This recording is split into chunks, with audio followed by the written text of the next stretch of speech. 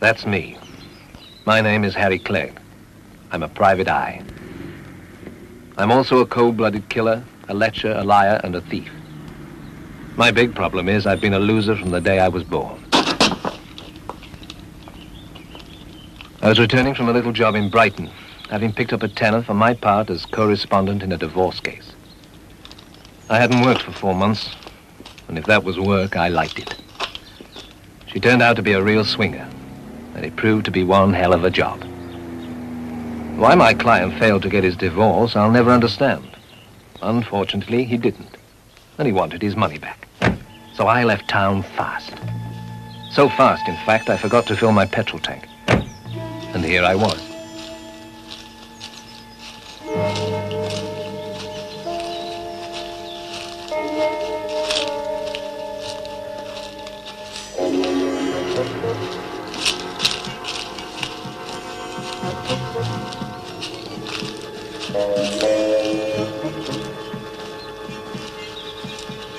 I'd heard of being taken for a ride, but being taken for a walk seemed ridiculous.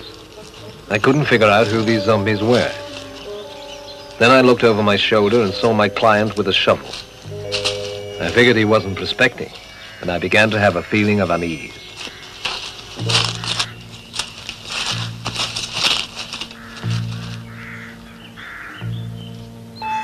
Go help Charlie or we'll be here forever.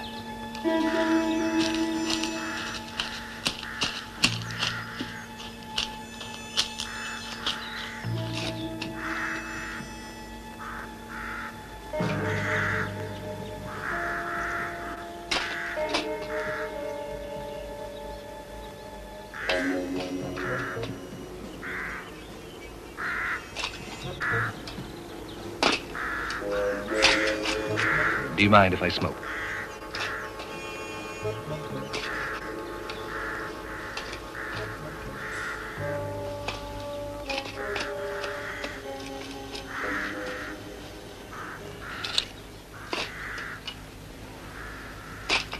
Ooh!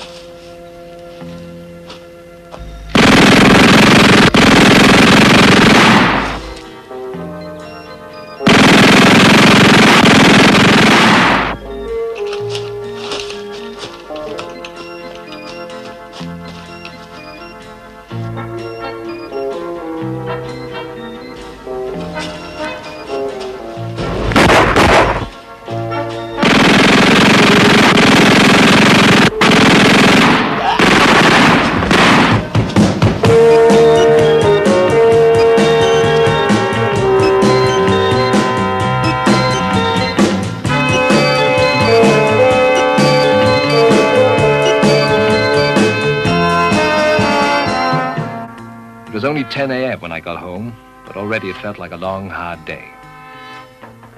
I was thinking about giving up my investigation license. In fact, things had been so tough lately, I even thought about kidnapping some little bastard. But with my luck, he'd turn out to be an orphan.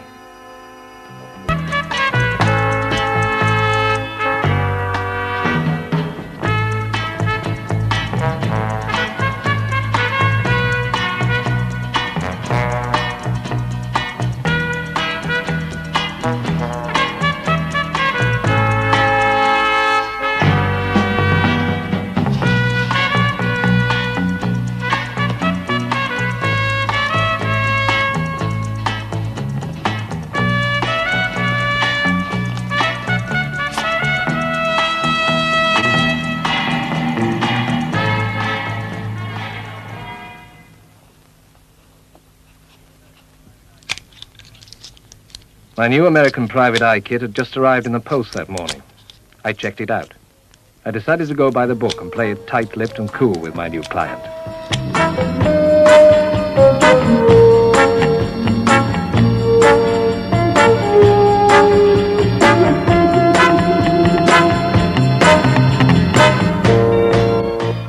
I was a bit nervous about meeting Lord Crookshank. Why did the Lord want Harry Clegg? Anyway, that was the least of my worries. My big problem now was trying to act like a big-shot detective in a 3-pound-10 suit. Its only redeeming feature being that it had the press sewn into it. How do you do? I'm Harry Clegg. You wanted to see me about a small problem. Yes, sit down, will you? Thanks. Will you have a drink? Not now, thanks. You were recommended to me by a colleague of mine. I wanted to see you because I received this. It probably means nothing, but I thought it best to be safe rather than sorry. And I'm sure you'll appreciate a man in my position not wanting to get the police involved. Someone wants you dead. What do you think? You tell me. I ran a finance company about 20 years ago.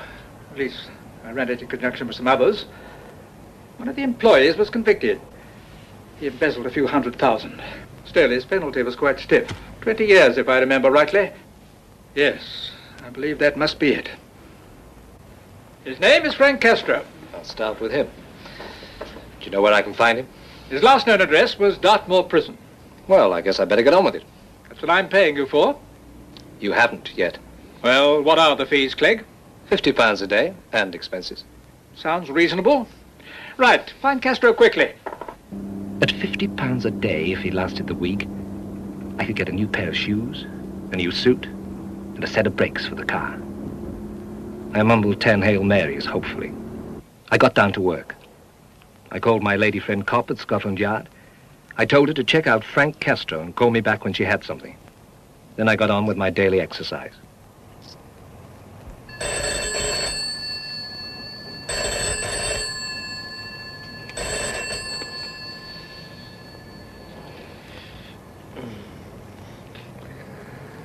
Hello, what's new?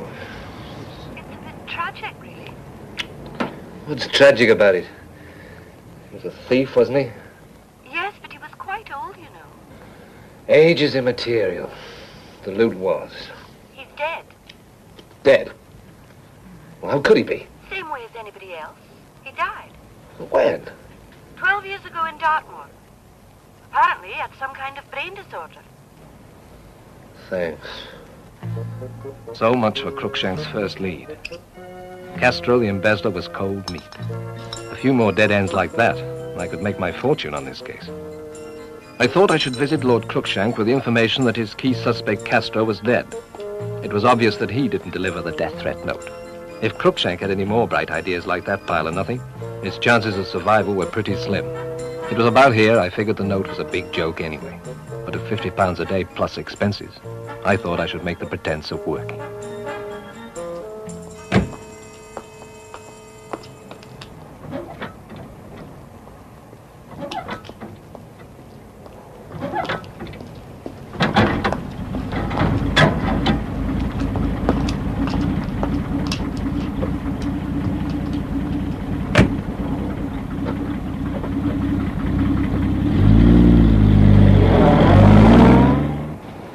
Dead, is he? 12 years ago. So? So, that lead was a lot of big fat nothing. Where to now? Well, you're the detective, Clegg. Have you got a light? Sure. Thank you. Do you mind? No, of course. You're sure there's no one else who'd want you dead? Absolutely. I'm an honest man, Clegg. That leaves us with a note. You didn't tell me how you received it. I don't see that how I received it had anything to do with your inquiries. Maybe not. It's the only lead we've got. If he came through the post, we're dead. Or more precisely, you're dead. Yes, it was delivered at a fashion house. Fashion house? Savile Row suits, no doubt. It was delivered at a woman's fashion house. Kinky? I do not like your flippant attitude, Clegg. Sorry, sir. I was buying a few things for a friend of mine. Enough said. Where is this establishment? It's called Starlight Fashions. It's situated in Regent Street. As I said, my friend and I, were watching the parade when the note was delivered to me. Did you see who delivered it? No, I found it sitting in my hat. I'll start there.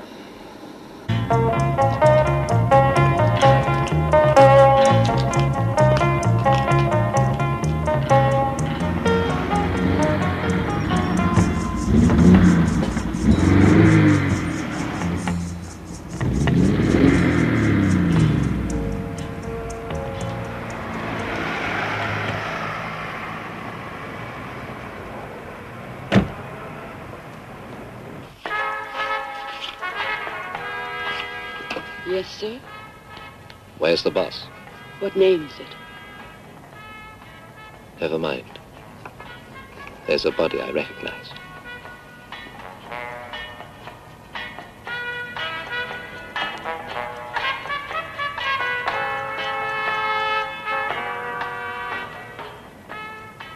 I figured this wasn't a home for retired hookers, so I decided to pump my friend, Susie the Blue Film Queen. Or more precisely, ask her a few questions. She come here often? Harry, what are you doing here? I might ask you the same question. Not your usual line of business? I've given up the other, Harry. This suits me fine. Understandable in view of the telephone system. Or should I say non-system? Funny. Anyway, with this, I don't have to keep in training. What are you doing here, Harry? Shopping for a little underwear. Who's the boss? A creep coming up behind us.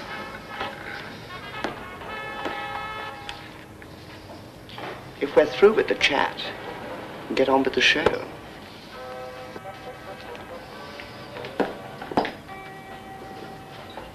And now, sir, what can I do for you? I'm a police officer. Can I ask you a few questions? This is a fashion house, not an information bureau. Lord Crookshank was here. Yes, he's a regular customer. Do you remember when he was here last? Just the other day. Why? You received a note. Know anything about it? Am I supposed to? Not necessarily. Just thought you could help. Would anyone else be able to help me? I know everything that goes on around here. If I can't help you, nobody can. Well, did you see anything or anyone unusual on that day?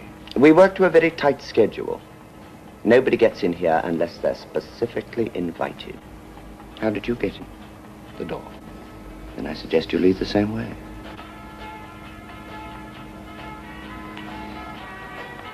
I figured there had to be a queen somewhere in this piece, and I was right.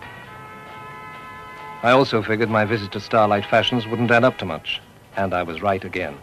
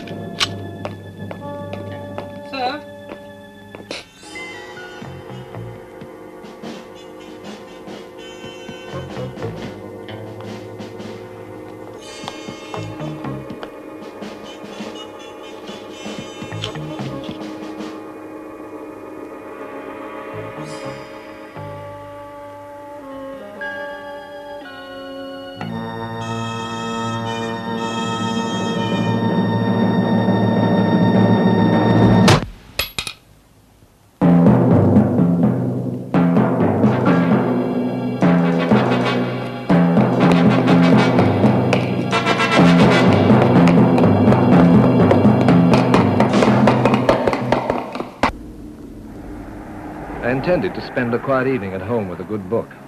and start day number 3 on Lord Cruikshank's little problem, refreshed and 150 pounds richer. I didn't know then that somebody had other plans for my evening.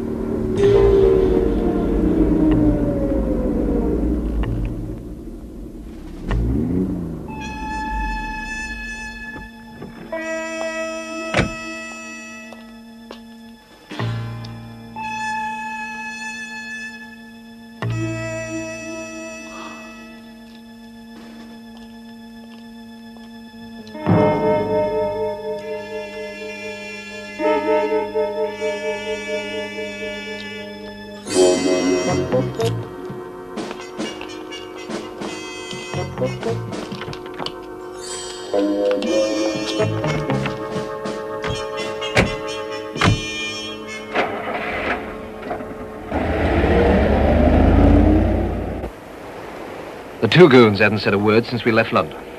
I discounted the idea that they were just shy and figured I was in trouble.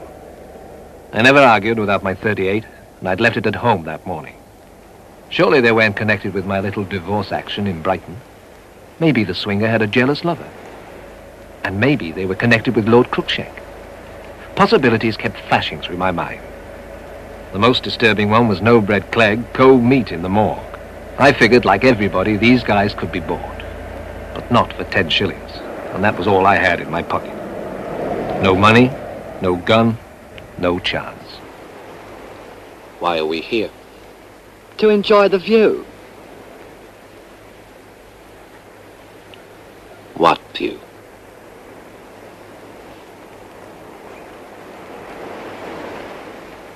We must have been misinformed.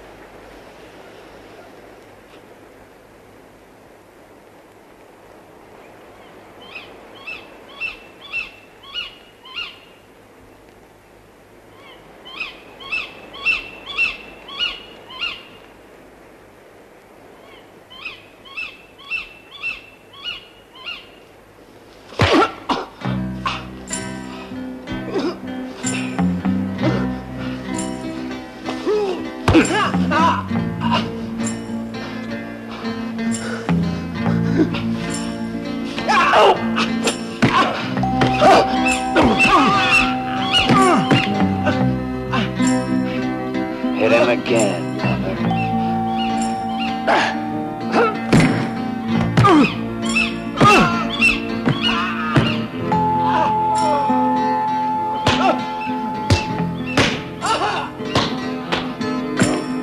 Give him some more, lover.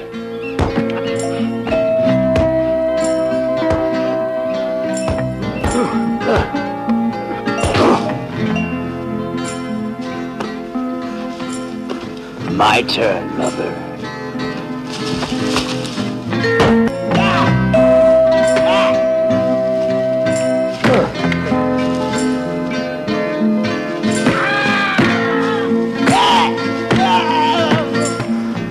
I figured that Lips Louie and Charlie the Chin were basically nice people, but they'd obviously been influenced by the violence in today's films.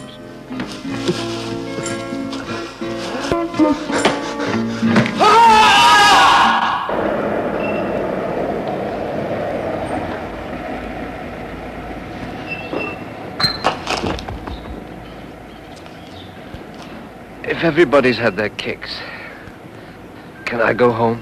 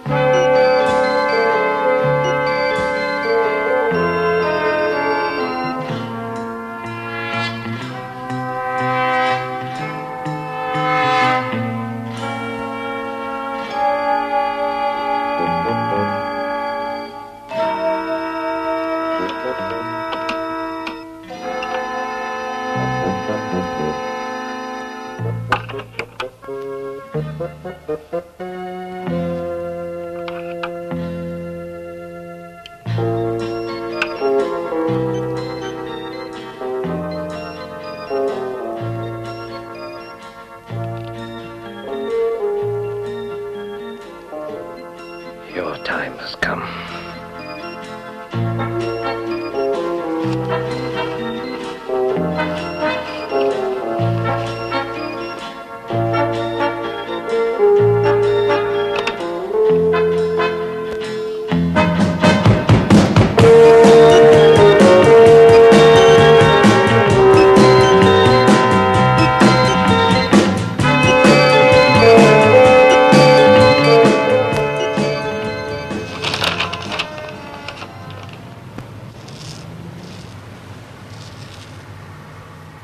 I spotted an interesting article covering the death of Sir Adrian Ashley. He'd once been associated with my new employer, Lord Cruikshank. This in itself was not too surprising. But Sir Adrian had just been shot. That was. Reading between the lines of his rise to political power, I could see he was as solid a piece of corruption as you could find anywhere. This, combined with the joyride lips Louis and Charlie the Chin gave me, began to smell. I learned from Cruikshank that apart from his being associated with Ashley, he'd also been in business with Colonel Sullivan and Joseph Valentine, two of London's wealthiest men. Clegg, how would you like a little holiday in Paris? I've got some business to attend to. This is no time for holidays. Let's get on with the work in hand. I just thought it might be a good idea to get away until after the 18th. And I want you to come too. It might not be a bad idea at that. Come to think of it, I haven't had a holiday myself. When do we leave? When we got to Paris, we checked into some lush hotel. Then Cruikshank and I got down to business. We saw Pigalle, Moulin Rouge, and Folaise-Bergère. Then Cruikshank wanted to do a little leching. Since that was my usual pastime, I wanted to catch up on current films. Reluctantly, Cruikshank agreed to come, but left when he discovered it wasn't a Western. At least, that was his excuse. I had the feeling he wanted to be alone.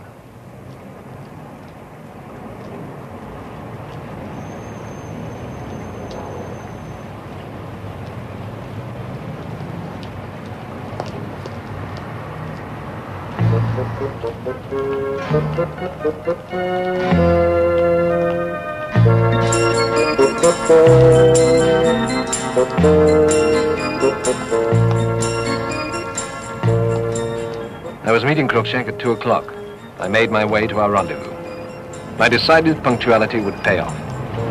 He had to know I could be relied on. Besides, I suddenly got nervous since I hadn't been paid yet.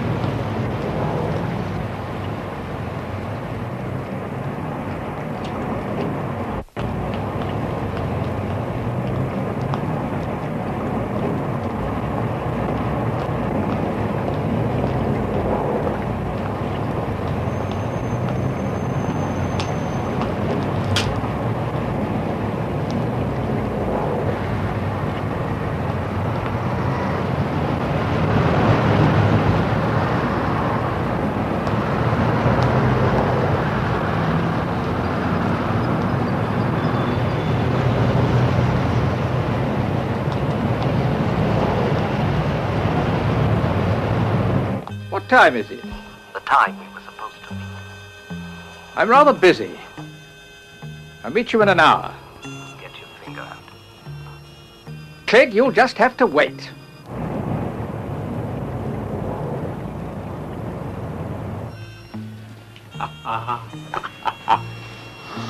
Oh, come on. Come. I'm all sweaty after I've had a bath. Can I wash your back and your front? Go and fill the tub, lover. Yes.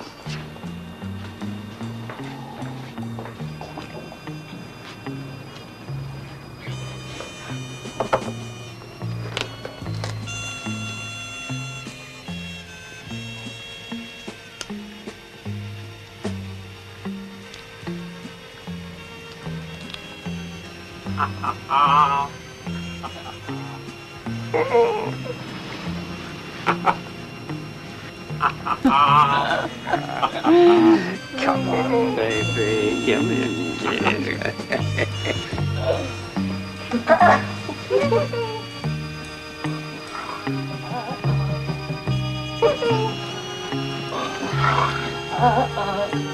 Later, Papa.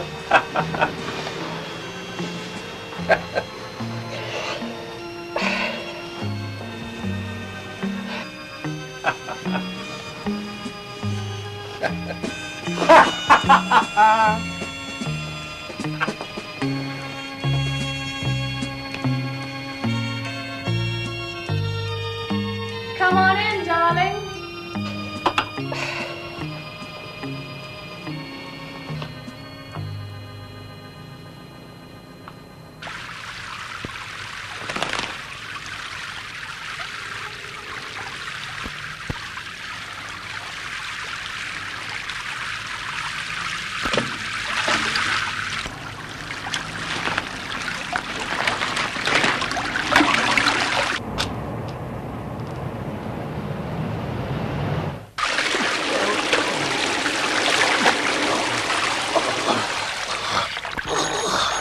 Crookshank said he'd meet me in an hour, but he forgot to say where. So I decided to ring him again. The only answer I got was a few gurgles. I could see my money going down the drain. Since the hotel was only minutes away, I decided to run.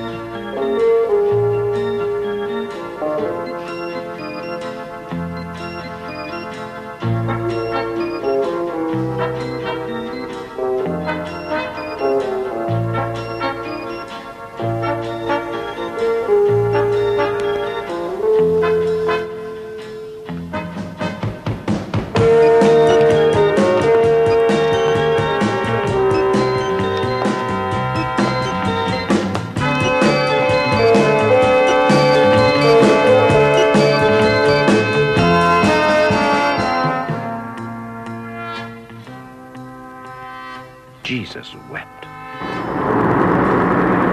I didn't just leave Paris, I fled. But not before I went through Crookshank's pockets. All I found were traveler's checks. So I packed his bags and left.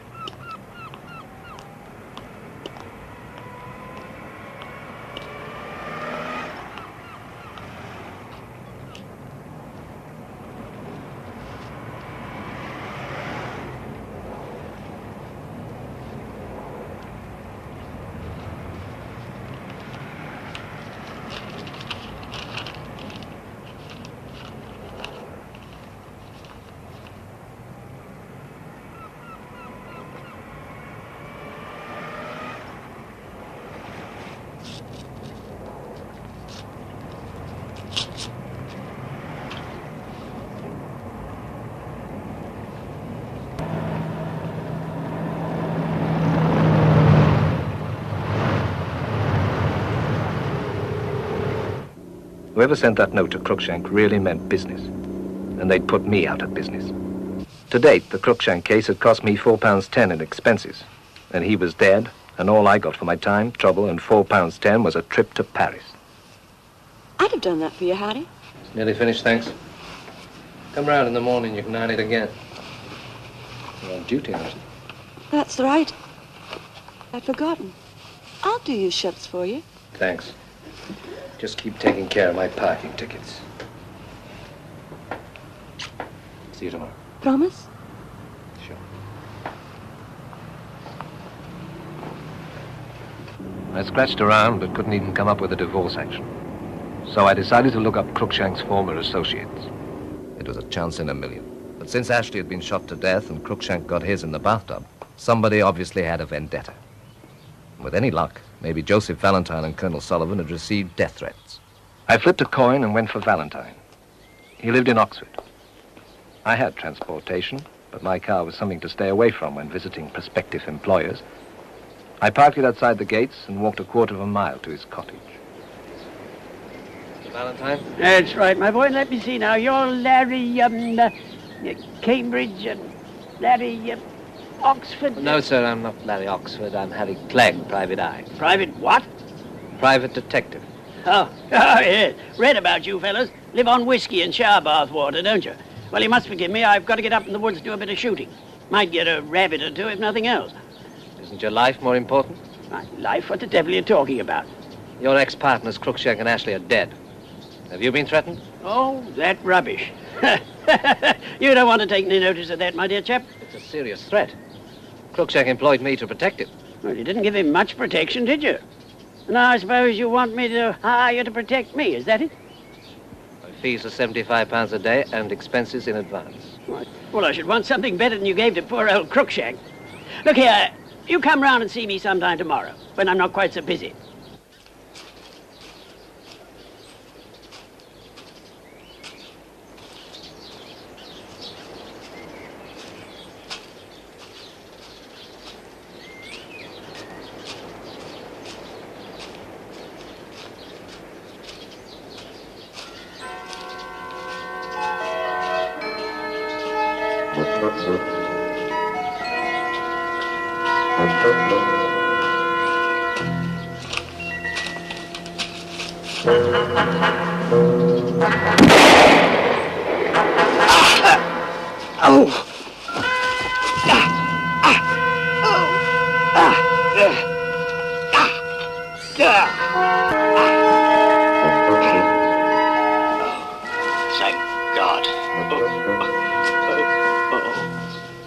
Thank God. Thank God.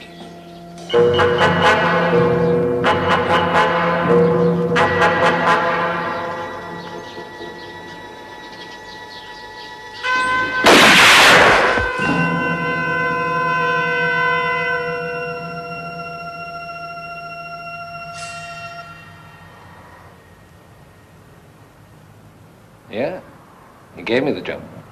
You were lucky. I wouldn't employ you for my protection after Cruikshank. He said something similar. But my charm won him over. I thought I'd give you a call and take you out to celebrate, since I'm in the land of the great employed again. I'd love to, Harry. But my back is still aching from our last celebration. What will we celebrate? Being unemployed. I learned from Shirley that Cruikshank had been drugged before he was drowned. Why was he drugged? Obviously to weaken him. It was also obvious that the old lecher had been banging some bird before he was drowned. And it was also becoming obvious that maybe the bird did him in. But who and why? I decided to eat out that night to celebrate my job with Valentine. Unless I could figure out what was going on, Valentine could get his before I got any money. With any luck, I could buy myself a decent meal soon. I checked out my horoscope for the next week. It looked good. I did a little window shopping and picked out a new car. I intended to keep Valentine healthy. At $75 a day plus expenses, if I could keep him breathing for a couple of weeks, I'd be okay. I called Valentine the next morning, but got no reply. I figured he was still out hunting for rabbits, so I got on with my investigation. Since I was still suffering from the after effects of my little ride with Lips Louie and Charlie the Chin, which occurred after my first visit to the fashion house, that was the obvious place to start.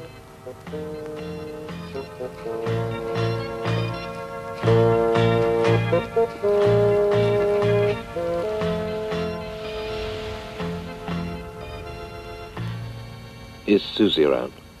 Susie? Oh, the blonde. Are you Harry Clegg? Yeah. She said to tell you she's back in training. Can anyone else help you? I'd like to see the manager. Over there. End office.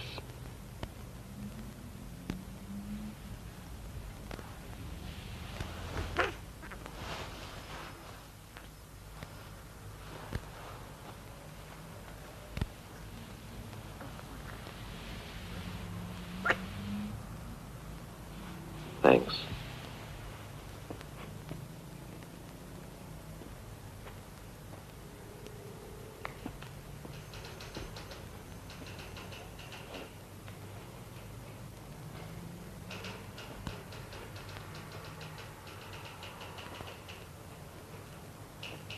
What are you doing here?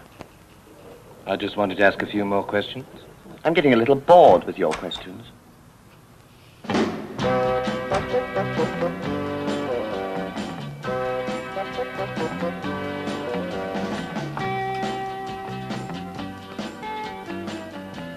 Gentlemen, he's all yours.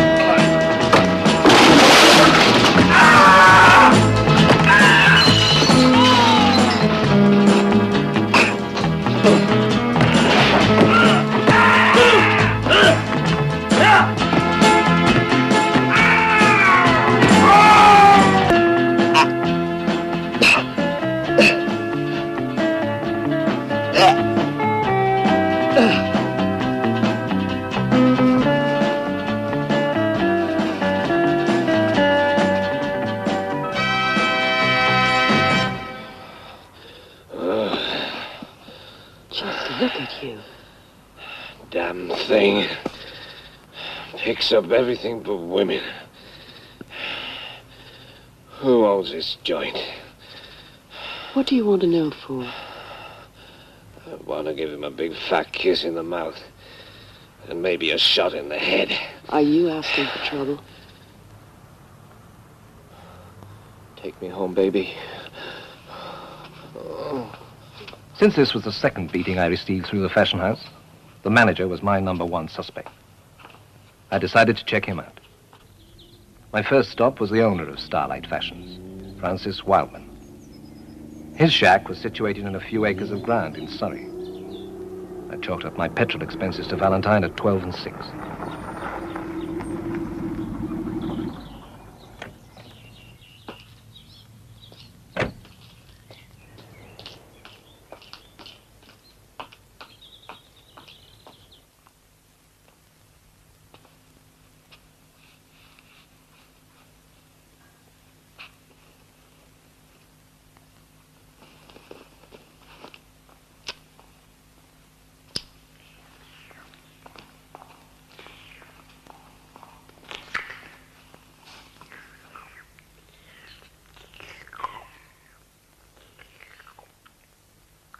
Where's the master?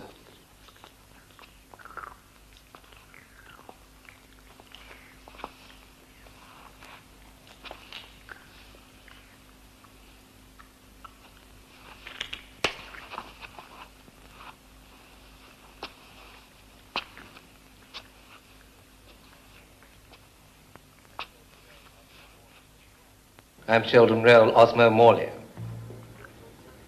I'm looking for Mr. Wildman.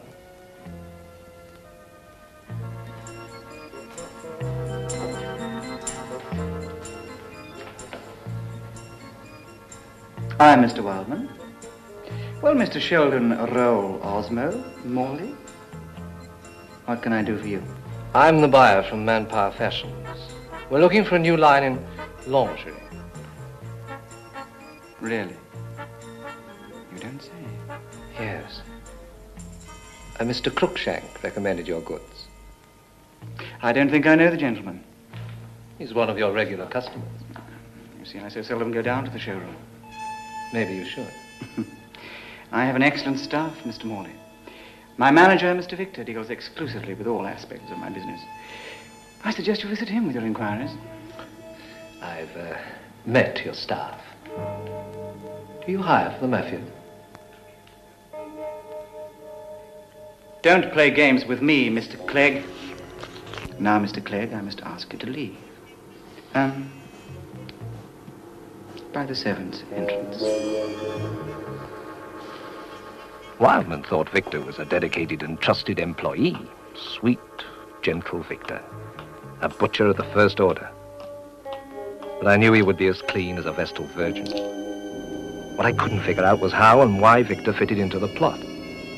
His name is Victor. Victor what? That's his surname. He definitely has a prison record. Who are you talking to, Harry? Constable Jones. Who have you got with you, Harry? No one. Call me back as soon as you learn anything.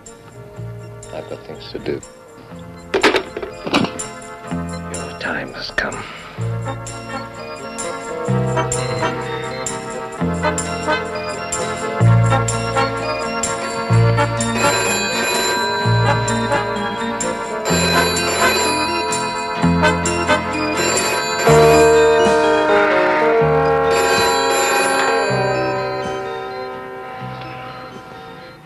Yes? His name is Charles Victor. Be quick, Harry. Yes. Harry, are you sure you're alone? Yes. Hurry, Harry. Yes, yes. You've already said yes, Harry. He was in Dartmoor, funnily enough, at the same time as that other fellow, Castro. That's it. What is, Harry? Never mind. Harry, when are you going to pick me up for our celebration? I'll call you. I'm still very busy. There's something else, Harry. Yes? There's been another murder. Really? Someone called Valentine. Thanks.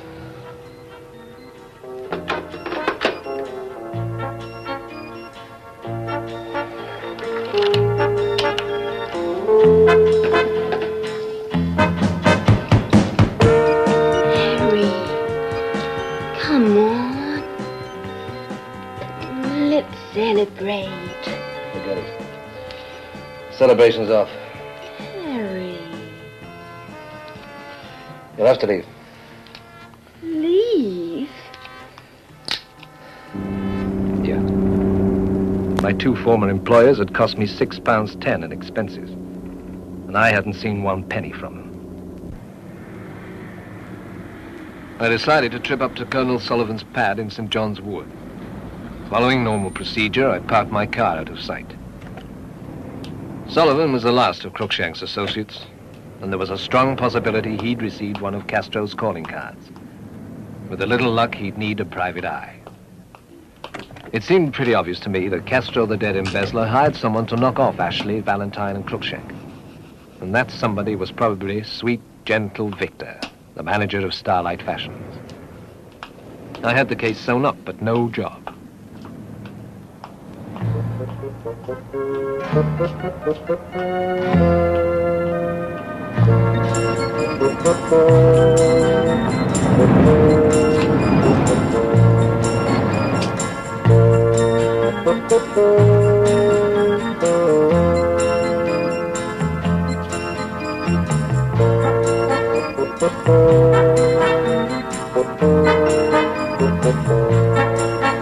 Some goon answered the door and told me to try Sullivan's parents in Highgate.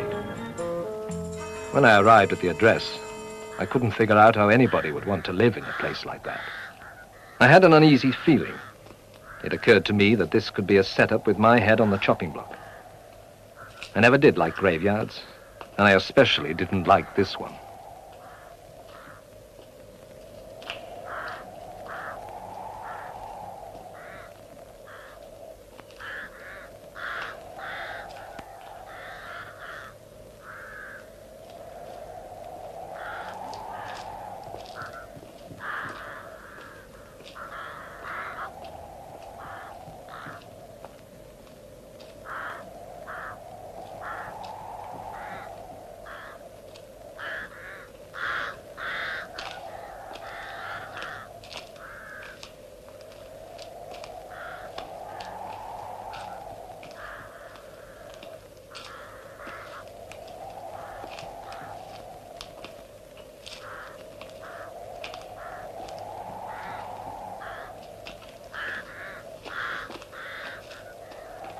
I talked to a gravedigger.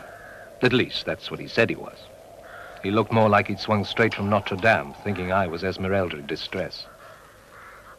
He assured me that Sullivan wasn't a resident, but he had been told to expect him. It seemed Sullivan and the gravedigger went to Eton together. It seemed unlikely, but who was I to call him a liar? After a lot of probing, I learned that of all people, Castro, the ex-con, had the largest mausoleum in the cemetery.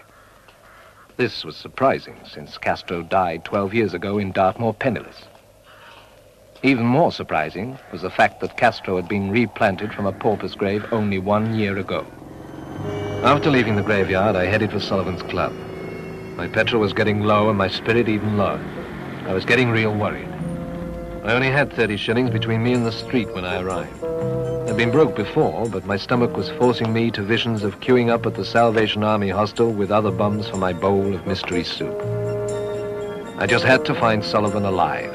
He was my last hope for bread. I figured through his club I'd get to him, but it wasn't as easy as I thought. My next stop was St. Pancras Station. I'd spent over 2 hours at Sullivan's club talking to the head waiter, who kept asking me if I was going to spend anything but my time. He suggested meeting me here, where I could buy Sullivan's address.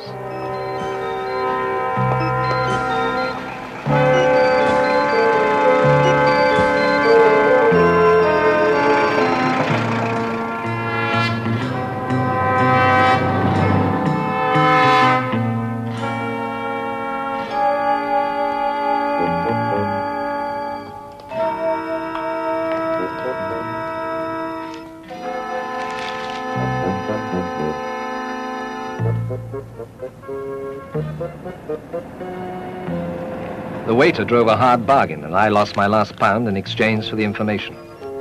I waved him a fond farewell and set off for the hotel Sullivan was supposed to be shacked up in.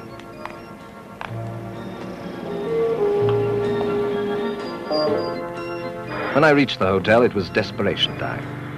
I had fivepence in my pocket. It was obvious Sullivan was in hiding, which meant he'd need protection, and that meant me.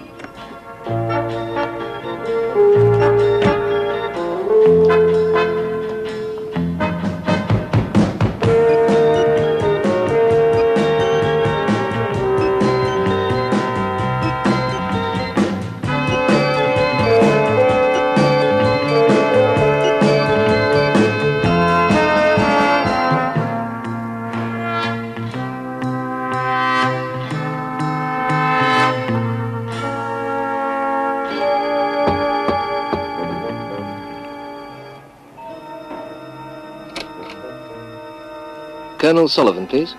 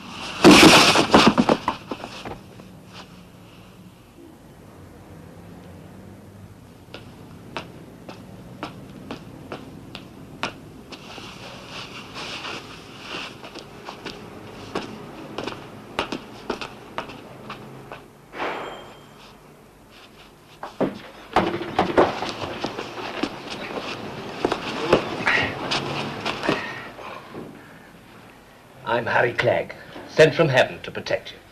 You nearly killed Hercules. You nearly killed him. You fired Hercules. I'm taking over. Now, Mr. Sullivan, perhaps you'll tell me why you and your dead friends are being killed. Who are you? I told you. Harry Clegg. I mean, what are you? I'm a private detective. I know all about the threats you and your partners received. My fees are $3.50 a day and expenses. Agreed.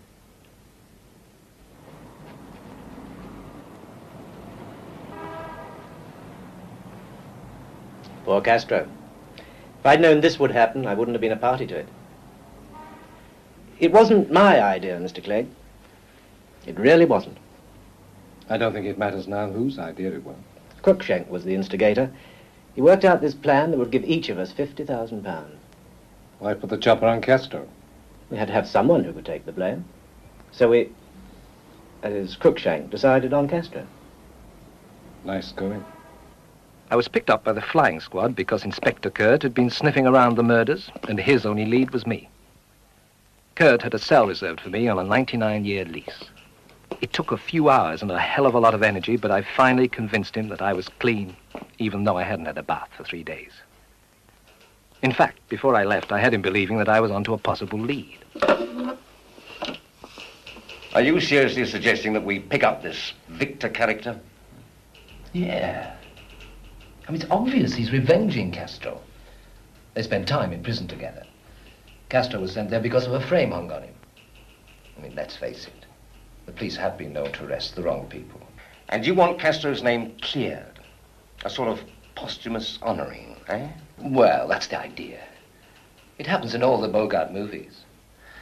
Now listen, Clegg, I've got better things to do than sit here listening to your cock and bull stories about why these men have been murdered. I'm only scratching a living, Inspector. Don't you think we check, Victor, eh? We do our job properly, Clegg, and that's why we picked you up. And by the way, if I catch you carrying a gun, I'll have your investigation license. This is not America, you know. I only wage in the office, Inspector. You know that. It gives me confidence when I look at myself in the mirror. One of these days, I'll catch you carrying that arsenal under your armpits, and then you'll be for the high jump. Get the hell out of here.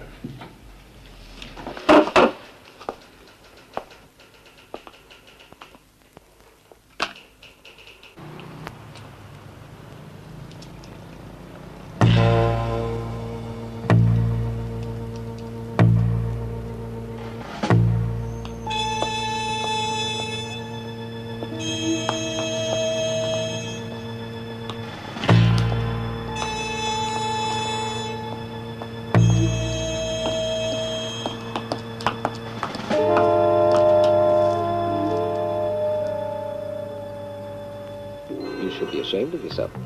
In broad daylight outside the police station.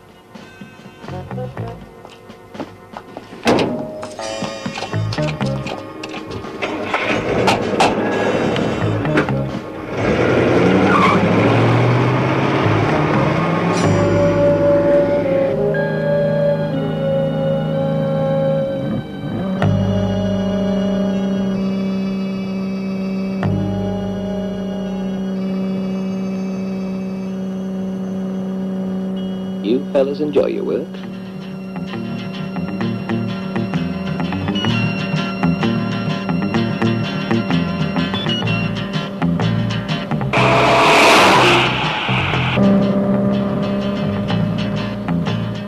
I really wasn't worried, since the zombie was using my own .38.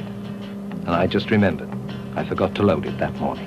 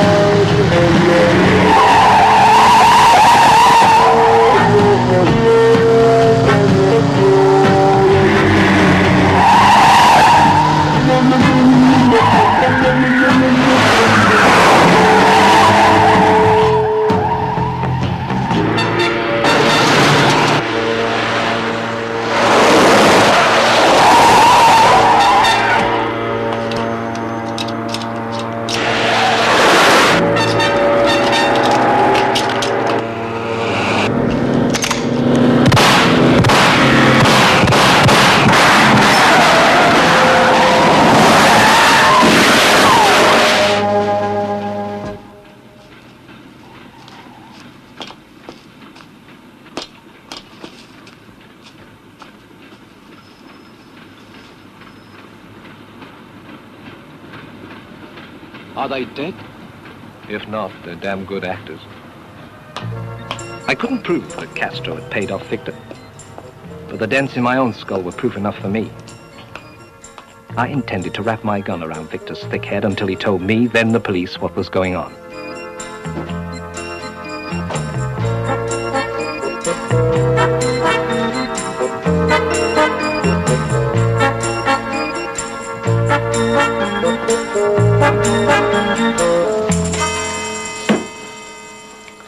Now, before you kill Sullivan and take the bread out of my mouth again, I want information.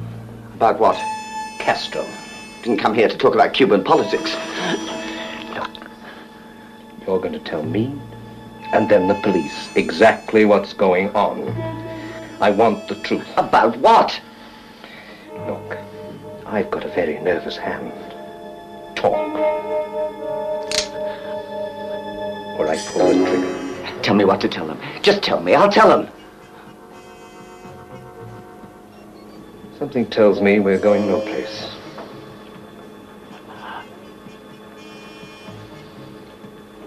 You don't know any more than I do. Nothing. A big, fat nothing. My only lead turned out to be a waste of time. If not Victor, then who was the villain of the piece? 4 wealthy men received notes saying they would be killed. 3 were now cold slabs of beef. I was determined to keep Sullivan alive at least until I got my money. Since all of these men had one thing in common, the framing of Castro, he was the most likely suspect. But he was dead. Unless his ghost was up and about, somebody was doing the killings for him. I saw his wife and 3 children, and a less likely bunch of avengers you could never meet. After much delving, my lady friend cop Shirley came up with some information about a woman who visited Castro for the first year of his prison sentence. A retired hooker living in the lap of luxury in a grimy flat in Cable Street. Lady. Could you tell me where Miss Jenny Harper lives, please? Oh, yeah. Down there. First on the right. Thanks.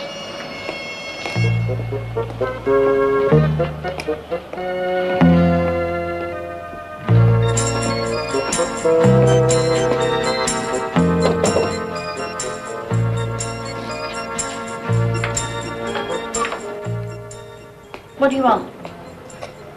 You, Miss Jenny Harper? Yes? May I have a word with you about Frank Castro?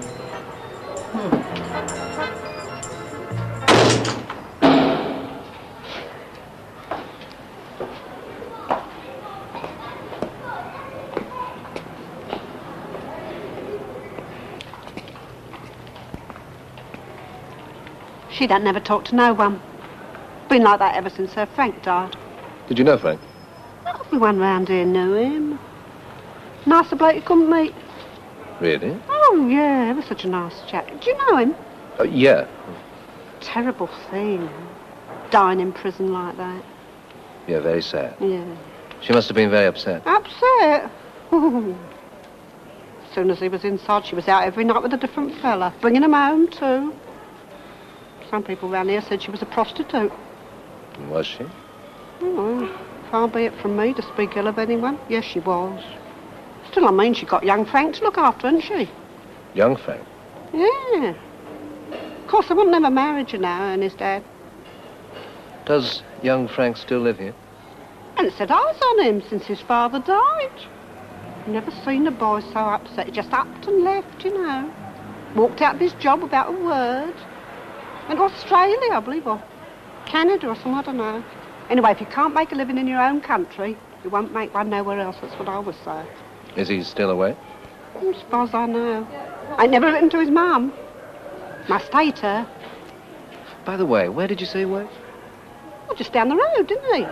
Wildman's funeral parlour.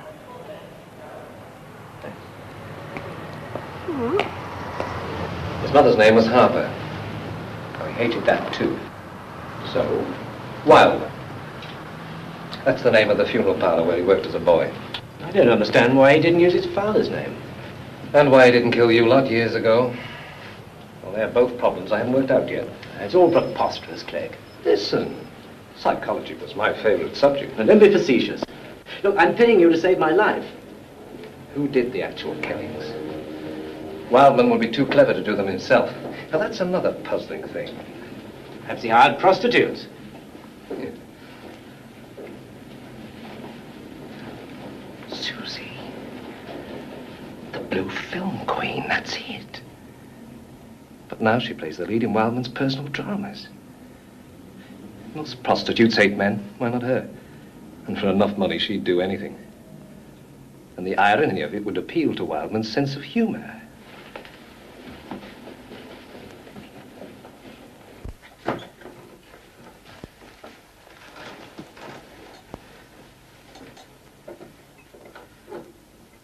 I have a suggestion. What are you doing in bed? Well, I feel safer. Do you think you can buy him off? I don't know the current market price on killers. Buy him off, Clegg, whatever the price. I made my way to Wildman's house. I was feeling good. How could I miss? All Wildman had to do was name a price, and Sullivan would pay off like a slot machine. Then I'd get my juicy check from Sullivan. At $350 a day, it was now up to $1,400.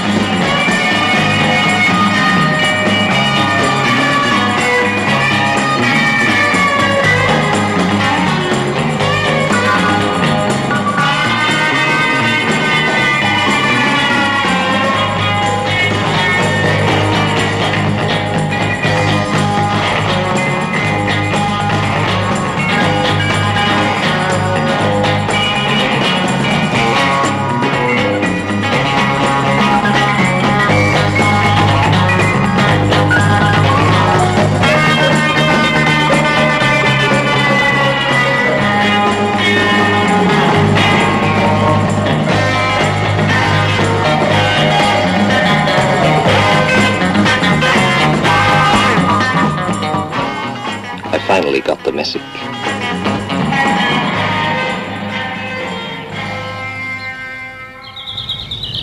You arranged the killings of Crookshank, Ashley, and Valentine.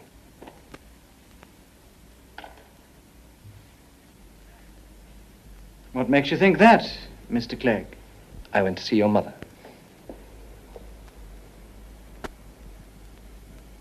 I see.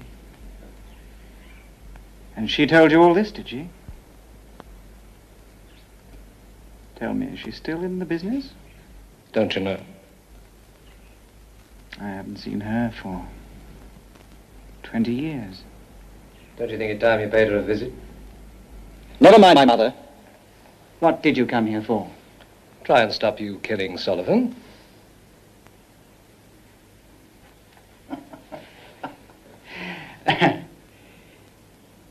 You could go to the police. I'd have about as much hope as a slab of butter in hell trying to prove anything. That's very reassuring. To satisfy my curiosity, why did you wait so long before killing these men? I wanted them to build empires with their stinking wealth, to revel in their success and security, to taste the best of gracious living, almost to have forgotten their vicious deed, Then, and only then, like the crack of doom, would my father be revenged. I have a proposition. Don't waste my time, Clegg. Sullivan is prepared to offer you any amount of money you want in return for his life. There isn't enough money in the whole world to buy his life. Come on. Enough money should buy anything. Besides, the real person behind your father's prison sentence was Cruikshank. Ha! I suppose Sullivan told you that. Why do you think I left him till last? His agony will be savored. His death the sweetest.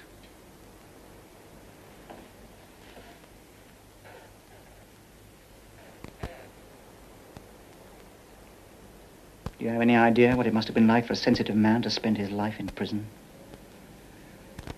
I watched my father decay in that trash can of society, while the bastards who put him there were enjoying their freedom and wealth. The world is full of injustices, but this one will be corrected.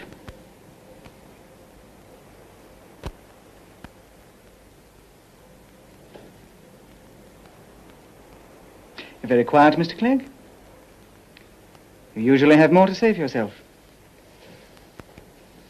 Tell me, why did you have the note delivered to Cruikshank at your own fashion house? That wasn't very clever. I worked on the assumption that Cruikshank, or for that matter any of his accomplices, would never go to the police. Because of the frame they hung on your father? Precisely. They wouldn't want the police probing about in the past. The only aid they might seek would be a stupid ex-policeman in the form of a private detective. Like yourself, Mr. Clegg. You can't call me stupid, can you? I came up with you.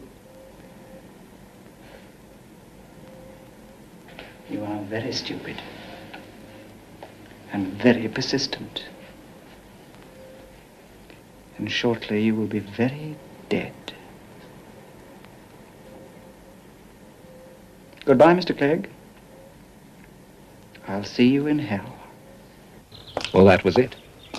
Wildman was obviously insane. Any man that could turn down money was mad. The fact that his father died in prison from a brain disorder figured. I had an uneasy feeling as I drove away.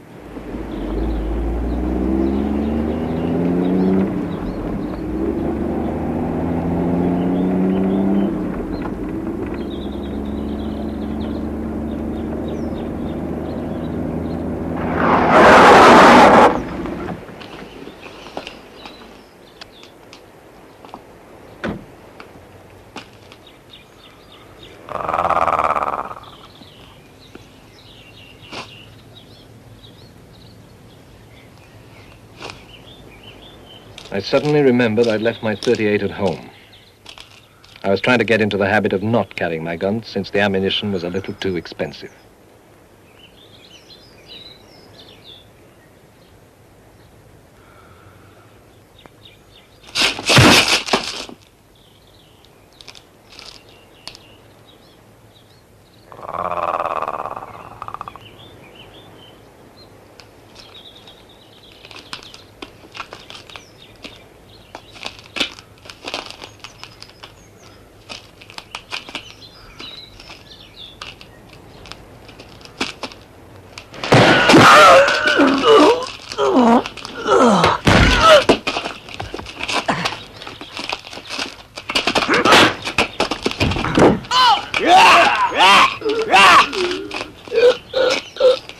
In the middle of all this, I thought of Jack and the beanstalk versus the giant. Only Dirty Jack had an axe. So what was left but to fight Dirty?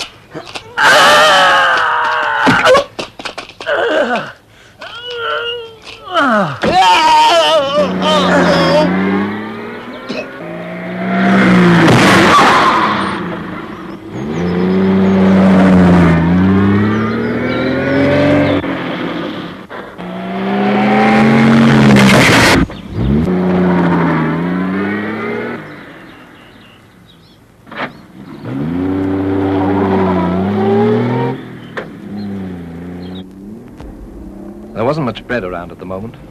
One thing for sure, there was a lot of dead meat. I'd never worked so hard in my life for no money, but the payoff looked big.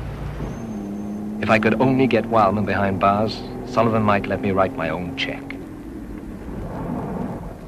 I wasn't absolutely certain that my friend Susie the Slag was doing Wildman's killings for him, but it sure looked that way. I decided to visit her. It was a long shot, but since I couldn't buy Wildman off with Sullivan's money, maybe I could buy Susie. Or at least find out when the hit was due. I went to Susie's flat, but there was no answer. So naturally, I busted the door down. And naturally, she wasn't there. A phone call from my lady friend Cop Shirley led me here. A woman had just been fished out of the Thames. It had to be her, and it was. Sullivan was as good as dead and still no bread. Wildman had just wiped out my last lead and left me no place. As sure as I was broke, Wildman was going to get Sullivan and probably me in the process. It was too far in to get out now. Besides, Sullivan told me he would have a big fat check waiting for me after the 18th. That was his life insurance, and he knew it. I had to keep him alive somehow. That meant watching him day and night. I packed my belongings and prepared to move in.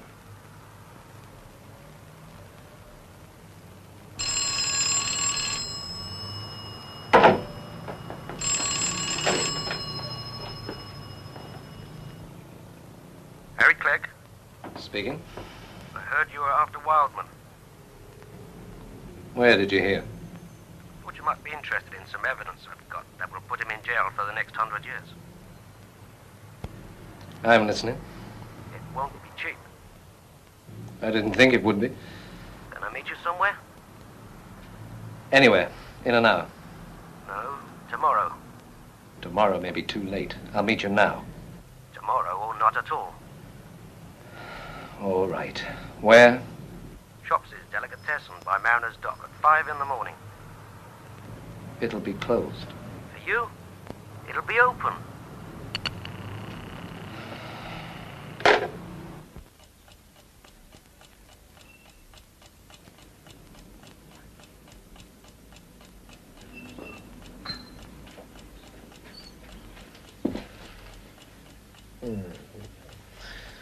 Time for us to go.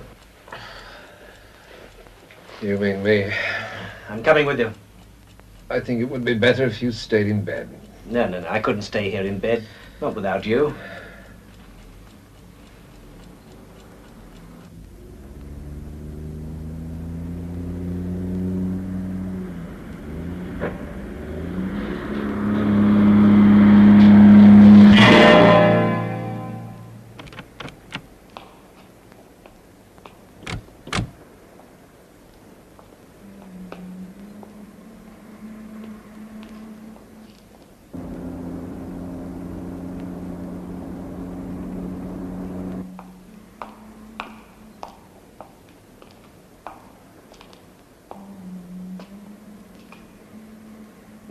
If the anonymous phone caller could give me the evidence to put Wildman away for 100 years, not only would I get my $350 a day plus expenses, I should pick up a healthy bonus. We were heading for Shopsy's Delicatessen. Sullivan was by my side.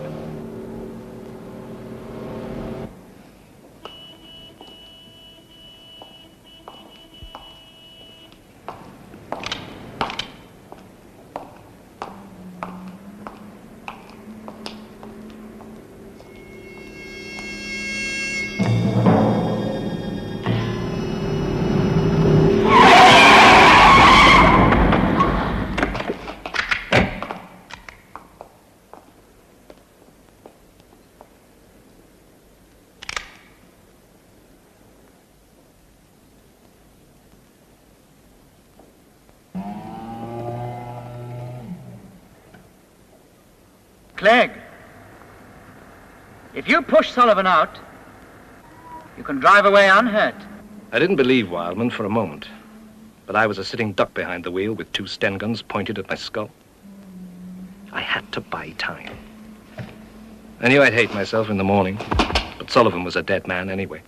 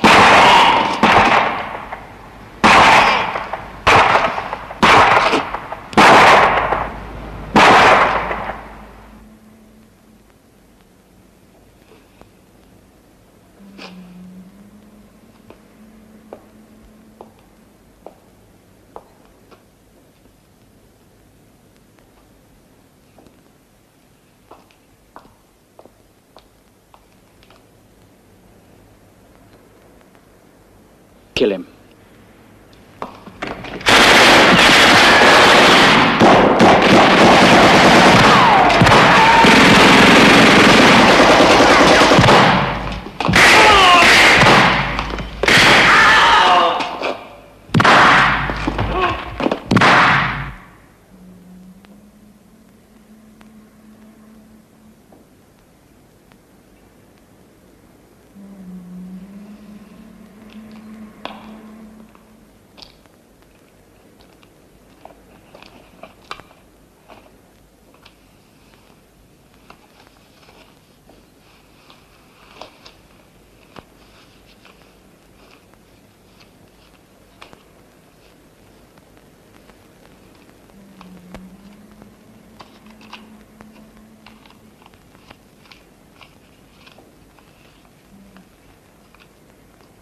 It's a hell of a way to make a living.